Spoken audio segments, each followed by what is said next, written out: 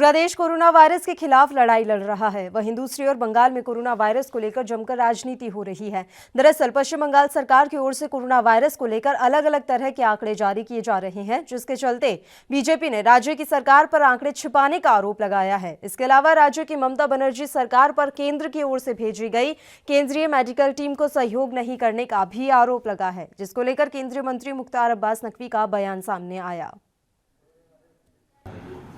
देखिए, पश्चिम बंगाल की सरकार को मर्ज़ को छिपाने की नहीं बल्कि मर्ज़ से लोगों को बचाने की ज़रूरत है। अभी जो है वो आप कोरोना से लड़िए, उसके बाद आप केंद्र से लड़ते रहिएगा, लेकिन आपकी प्राथमिकता, देश की प्राथमिकता, देश के सभी लोगों की प्राथमिकता इस वक्त कोरोना से लोगों को निजात दिलाना है। अनफॉर्चुनेटली पश्चिम बंगाल की सरकार का जो व्यवहार है वो मर्ज़ से लोगों को बचाने का नहीं बल्कि मर्ज़ को छुपाने का है, और ये जो है वो किसी भी सरकार की संवेदनशीलता, किसी भी सरकार की लोगों के प्रति ईमानदारी पर सवाल।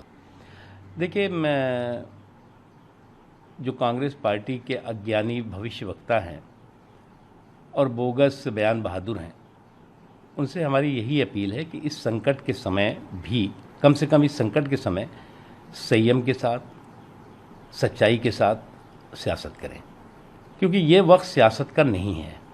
आज पूरा देश जब एकजुट होकर के कोरोना के कहर से लड़ रहा है तो आप केंद्र से लड़ने में लगे हुए हैं, केंद्र को कोसने में लगे हुए हैं। आज ये पूरे देश के लोगों की प्राथमिकता कोरोना के कहर से लोगों को निजात दिलाना है, और प्रधानमंत्री नरेंद्र मोदी जी के नेतृत्व में देश का हर व्यक्ति पूरी मजबूती के साथ कोरोना को परास्त करने के लिए, कोरोना के कहर को परास्त करने के लिए काम कर रहा है।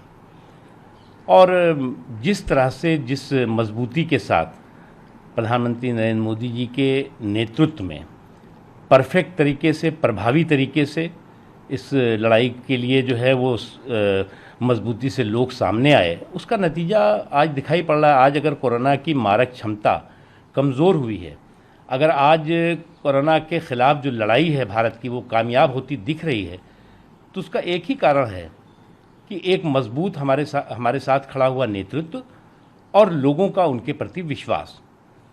और इसी का नतीजा है कि आज इस लड़ाई को हम मजबूती के साथ जीतने के रास्ते पे आगे बढ़ रहे हैं, और आने वाले दिनों में हमें इसी संयम और सावधानी से आगे बढ़ना होगा ताकि हम कोरोना के इस कहर को पूरी तरह से परास्त कर सके, पूरी तरह से ख़त्म कर सके, पूरी तरह से।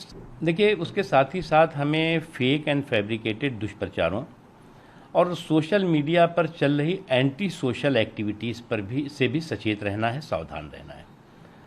आज कुछ ऐसी ताकतें हैं, कुछ ऐसे लोग हैं जो इस लड़ाई में भी दुष्प्रचार और अफवाहों के माध्यम से लोगों को गुमराह करने की कोशिश कर रहे हैं। आज सभी सामाजिक अगर कार्यक्रम देखें, अगर आप सभी धार्मिक कार्यक्रम देखें, सभी धार्मिक कार्यक्रम, हमारा देश तो अकेला ऐसा देश है जिसमें सभी धर्मों के लोग रहते हैं। दुनिया के जितने भी मज़हब हैं उसके मानने वाले हिंदुस्तान में हैं, और सभी ने जो है वो एक साथ एकजुट होकर के इस कोरोना के इस लड़ाई में जो भी केंद्र सरकार के, राज्य सरकार के, स्थानीय प्रशासन के दिशा निर्देश है उसका एकजुट होकर के एक मुश्त तरीके से पालन करना शुरू किया है, पालन कर रहे हैं और आगे भी करेंगे। लेकिन कुछ लोग जो है वो अलग अलग दुष्प्रचारों के माध्यम से, अलग अलग फेक एंड फैब्रिकेटेड वीडियो जो है वायरल करके और लोगों को गुमराह कर रहे हैं। इसलिए लोगों को इस लड़ाई में ऐसे लोगों से भी सचेत रहने की ज़रूरत है जो कि उनकी सेहत और सलामती के दुश्मन हैं, देश की सेहत और सलामती के दुश्मन हैं। देश में जो मजबूती के साथ, एकजुटता के साथ कोरोना के खिलाफ लड़ाई चल रही है उसको कमज़ोर करने की साजिश कर रहे हैं। इसलिए उनसे भी हमें होशियार रहने की। भारत का प्रमुख न्यूज चैनल ANB न्यूज। अगर आप भी अपनी प्रतिभा दिखाना चाहते हैं और खबरों को हम तक पहुंचाना चाहते हैं, तो तमाम खबरों को करें अपने मोबाइल पर रिकॉर्ड और 7888497079 पर करें व्हाट्सएप। साथ ही दुनिया की तमाम खबरों से जुड़े रहने के लिए हमारे चैनल को करें लाइक, शेयर, सब्सक्राइब।